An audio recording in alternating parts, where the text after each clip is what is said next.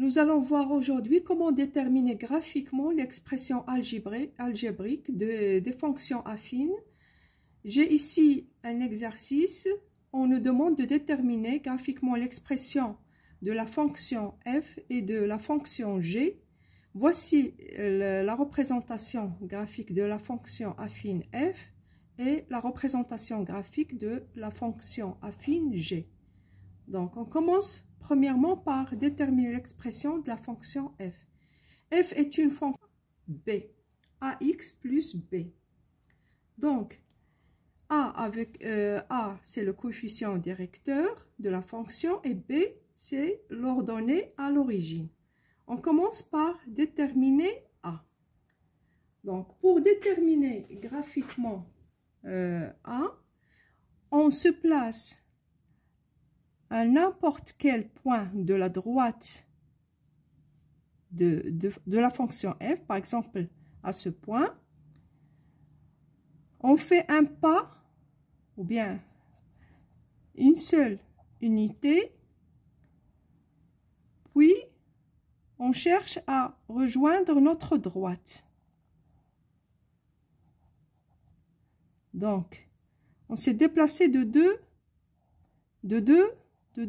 unités, de deux pas. Donc, ce segment, c'est A. Ce segment, c'est A, qui est égal à, on s'est déplacé de deux unités, donc égal à 2. Il est positif parce qu'on a le sens de ce segment le même que l'axe des ordonnées. Donc, on a déterminé la valeur de A. On cherche maintenant B. C'est facile de trouver B, c'est le point d'intersection de la droite avec l'axe des ordonnées. Donc, B, c'est ce point, c'est l'ordonnée à l'origine, égale à 2. Donc, A égale 2 et B égale 2. Maintenant, on peut écrire l'expression de la fonction f qui est égale à 2x plus 2. On passe maintenant à déterminer l'expression de g.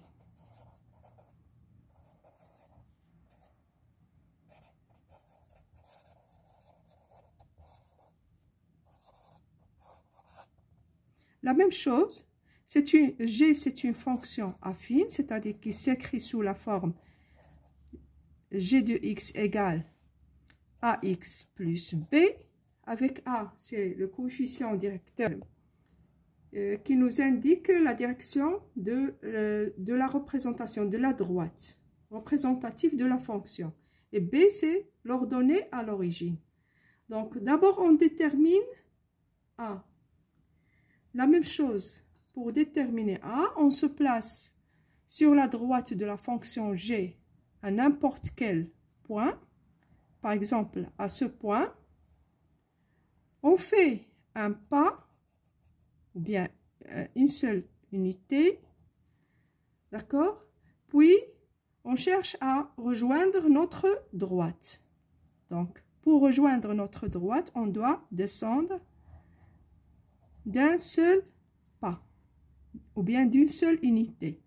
C'est ça, A. A égale, mais attention, vous voyez ici le sens de ce segment, c'est le sens contraire de l'axe des ordonnées. Donc, dans ce cas, A est négatif, égale moins 1.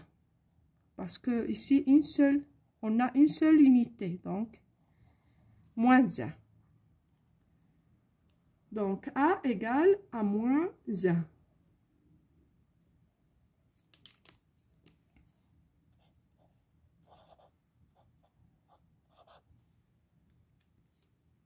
On écrit g de x égale moins x. Il nous reste maintenant b.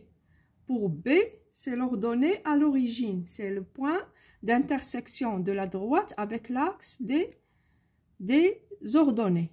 C'est ça b. égale à moins 2. Donc, g de x égale moins x moins 2. Il faut d'abord écrire a égale moins 1 et b égale à moins 2. Donc, voilà l'expression algébrique de g de x et l'expression algébrique de f de x. C'est tout pour aujourd'hui. À la prochaine séquence.